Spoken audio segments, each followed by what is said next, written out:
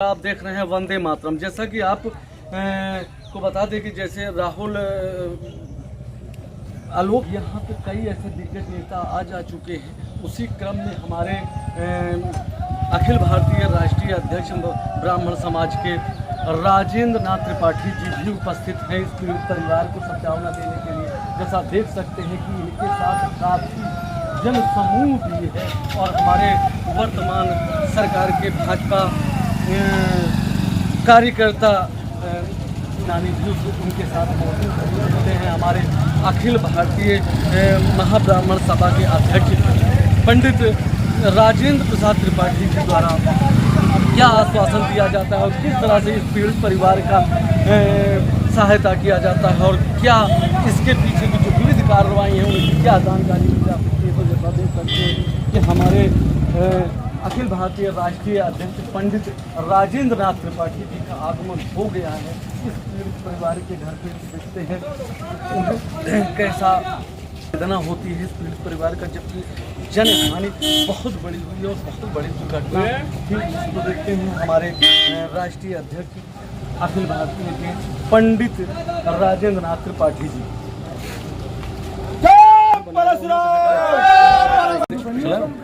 देख सकते हैं कि आज हमारे बीच ब्राह्मण अखिल भारतीय ब्राह्मण महासभा के राष्ट्रीय अध्यक्ष पंडित राजेंद्र नाथ त्रिपाठी जी आज हम लोगों के बीच आए हैं। पीड़ित परिवार को सांत्वना देने की तमाम भरसक कोशिशें हो रही हैं। तो पीड़ित परिवार के बीच बैठे हुए हैं जिनका दुख यहाँ की आम जनताओं से सहा नहीं जा रहा है। तो आइए देखते हैं कि किस प्रकार से इस पीड़ित परिवार का सहयोग कर रहे हैं माननीय जी।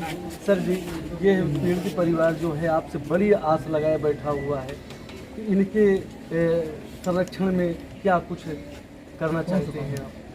देखिए, इनकी भावनाओं का मैं समादर करते हुए गोरखपुर से चल के आया हूँ और मैं अपने कर्तव्य निर्वहन में आया हूँ। मेरे सारे साथी जितने आप देख रहे हैं सब लोग जी उस घटना से दुखी होकर पीड़ित परिवार से मिलने आए हैं।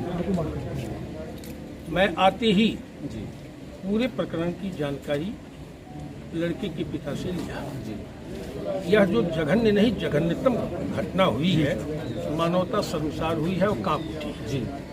जिसका एक ही पुत्र हो और 2 महीना पहले उस बेटे की शादी हुई हो और वो उठ गया, माँ की गोद सुनी हो गई, पिता का दाहिना अंग समाप्त हुआ। अब उसके दर्द का आकलन कोई भी इंसान होगा तो करेगा, तो उसका कलेजा हिल जाएगा जी। रह गई बात न्याय की, तो जब तक इस परिवार को न्याय नहीं मिलेगा राजेंद्र नाथ त्रिपाठी और संगठन के लोग शांति से नहीं बैठेंगे जी।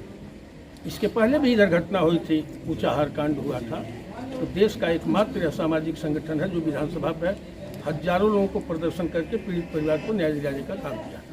तो आस पूरी हो रही है।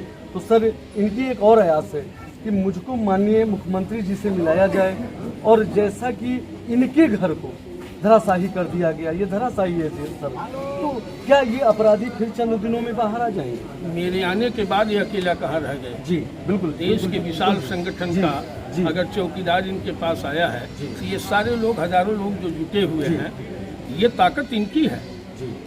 ये किसी को बुलाने नहीं गए, ये परिवार चल करके आया है, तो अकेले कहाँ है? इतनी बड़ी ताकत उनके पास है। रह गई बात जो अन्याय, अब तो हो गया जी। अब उस रूप में हम जवाब नहीं दे सकते कि हम कानून हाथ में लें, लेकिन अगर संविधान और कानून देश में है तो हम उसके सहारे उस की स्थिति पैदा करने वाले उस अपराधी को कड़ी से कड़ी सजा मिले, ये उठेगा। जैसा कि सर एक चीज़ और आपसे, ये हमारे पांडे जी कह चुके हैं कि मैं अकेला हूँ, वहाँ पे रह रहे हैं, दुकान खोल लिए, क्योंकि व्यवसाय भी ऑलरेडी उसी से चलना है। तो इनको सुरक्षा के दृष्टि से आप क्या सुरक्षा दिला रहे हैं? मैं मुख्यमंत्री से इनकी उपस्थिति में वार्ता करूँगा। 4-5 चीज़ें हैं। पहली चीज़ ये है कि वही एक चिराग था जो बुझा दिया। 2 महीने की ब्याही आई औरत किसके सहारे रहेगी? कौन उसकी परवरिश करेगा? कितने दिन माँ बाप रहेंगे? तो सरकार उन्हें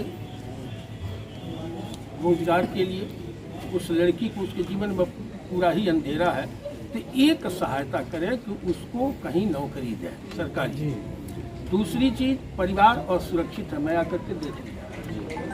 मुस्लिम समुदाय का व्यक्ति है अपराधी, हाँ सर, अगर सुरक्षा नहीं दिया सरकार ने तो मैं ये जानूंगा कि सरकार मुस्लिम समाज को बढ़ावा दे रही है। सीधी सी बात है, सुरक्षा देती है तो मुझे लगेगा कि माननीय मुख्यमंत्री जी वास्तव में हिंदू नेता हैं और पीड़ित हिंदू को मदद करने का कार्य किया। दूसरी चीज कि शस्त्र लाइसेंस इस परिवार में नहीं है, शस्त्र लाइसेंस दिया जाए, आर्थिक सहायता दिया जाए इस परिवार को, ताकि भरण पोषण उस बिटिया की हो सके।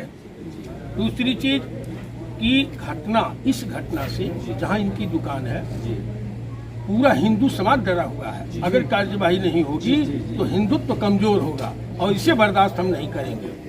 हिंदुत्व मजबूत होगा, हिंदुत्ववादी और नेता है माननीय मुख्यमंत्री जी और हिंदुत्व की सरकार है। ऐसे में अब नहीं हिंदुत्व जागेगा तो कब जागेगा?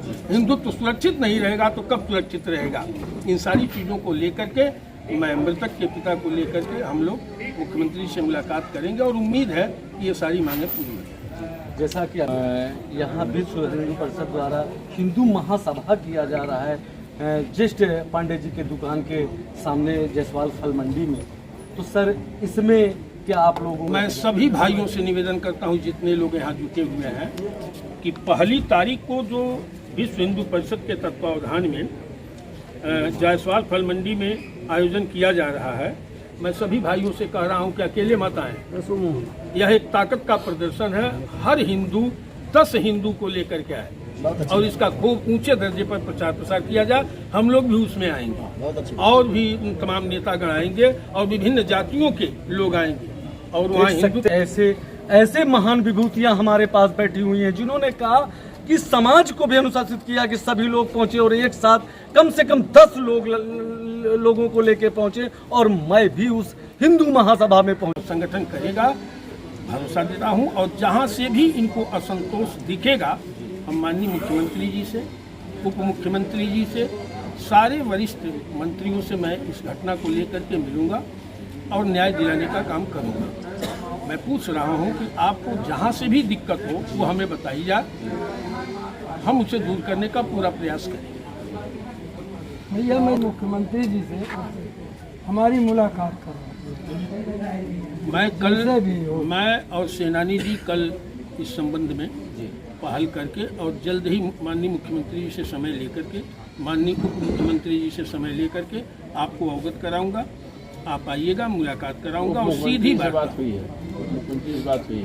जैसा कि देख सकते हैं हमारे बीच एक महान नेता बैठे हुए हैं जो अखिल भारतीय ब्राह्मण राष्ट्रीय अध्यक्ष जी हैं। उन्होंने भरपूर सहयोग देने के, हर संभव मदद करने का आश्वासन दिया है और यहाँ तक कि मुख्यमंत्री जी से मिलाने का भी, और इन जैसे अपराधियों को उनकी जगह पहुंचाने के लिए भी वो वचनबद्ध हैं और हर संभव मदद करते हैं। और इसी बीच में हमारे भाजपा के एक वरिष्ठ कार्यकर्ता बैठे हुए जो अपने नाम के मोहताज नहीं है, माननीय शिव प्रकाश सेनानी जी, उनसे भी कुछ पूछने की कोशिश। आदरणीय त्रिपाठी जी ने सारी बातें कह दी है, उनकी बातों के साथ अपने को जोड़ते हुए जी, ये दुख की घड़ी है जी, इसमें कुछ कहने से ज़्यादा हमें करना है जी। तो अभी बात हुई हमारी कि सीएम से भी बात हुई है, आपकी भी बात हुई है, रास्ते में हम लोग आ रहे थे, बात कर रहे थे। निश्चित है कि आपको कुछ न कुछ है, अभी के बाद अंतर आएगा, इतना मैं कह सकता हूँ। निश्चित है भारतीय जनता पार्टी की सरकार है और कहीं न कहीं यहाँ के जो दरिंदरों ने जो काम किया है, जघन्य अपराध किया है, उनको उसकी बहुत बड़ी सज़ा मिलेगी, मैं इतना कह सकता हूँ जी। सजा यदि इस बार इनको छोड़ दिया जाता है तो आने वाले समय में पता नहीं कितनी अप्रिय घटना घट सकती है। तो इसलिए कि कोई और अप्रिय घटना न घटे, इसके लिए हमारे शिवप्रकाश सेनानी जी ने भी कहा कि ऐसा न्याय होगा इनके साथ, किसी भी तरीके से इनके साथ अन्याय नहीं होने पाएगा। तो हम आप कहते हैं सर, आप हमारे दोनों नेताओं से संतुष्ट हैं या कुछ? अब इन्हीं का सहारा है, इसके अलावा क्या है हमारे पास भाई, और बचे क्या है? हमको अंतिम कड़ी मिली है, अगर ये लोग नहीं मिला पाएंगे तो हम उम्मीद की किरणें छोड़ देंगे फिर। हमारे समाज जीने के का अगुआ सहारे हैं, छोड़ देंगे। हमारे समाज के अगुआ हैं। बिल्कुल जी, ये भी इसमें बड़ी दो बात राय है। नहीं। हमारे ऐसी समाज महान के अगुआ हैं विभूतियां और जो आज गार्जियन भी हैं। पास तो आपसे खड़े तो सही होके पूछिए तो जिम्मेदारी देखने का और बोलने का आपने ले ही लिया सौभाग्य है। प्राप्त इससे बड़ी हुआ क्या है। बात है? मैं दो शब्द हमारी बात भी हुई थी जी सर। रात में। मैं उस वक्त संयोग से बलिया में था, सांसद जी वहाँ थे त्रिपुरा में। मैंने उनसे कहा था, बल्कि हमें आना था, काफ़ी रात हो गई थी। उनको भी हमने कहा था कि आप जरूर जाइए वहाँ, वो भी प्रयास कर रहे हैं। निश्चित है कोई न कोई परिणाम मिलेगा। बिल्कुल जी, जल्दी बिल्कुल। मिलेगा। इस परिवार की बहुत बड़ी आस है। नहीं सर, विनोद सोनकर जी यहाँ पे आए थे करीब 10 बजे रात को। हाँ, बात उन्होंने उनसे यशो साहब से बात की। यशो साहब थे तो यशो साहब से टाइम मांगा कि आप कितने दिन में इसको ख़त्म करेंगे। तो उन्होंने कहा कि 5 दिन में करेंगे। तो हमारे एमपी महोदय ने कहा तुम्हें हम 24 घंटे देते हैं। तो कहीं नहीं 24 घंटे नहीं सर, हमको 72 घंटे दीजिए। कहीं चलिए हमने आपको दिया, लेकिन अगर 72 घंटे के बाद कोई भी अपराधी छुटा मिला तो हम धरना पे भी बैठ जाएंगे, है ना। तो देखिए क्या होगा। पार्लियामेंट चल रही है, बात वहाँ भी रखा उन्होंने, बात होगी तो वहाँ उठाएंगे। पार्लियामेंट में भी आएगा ये मैटर। अगर कोई यहाँ से ये संसद में बात उठेगी। संसद में, पार्लियामेंट में, हर जगह, विधानसभा में अपने लोग हैं जिन पर भरोसा हमें है, और ये मुद्दा उठेगा सुरक्षा को लेकर के। और इस घटना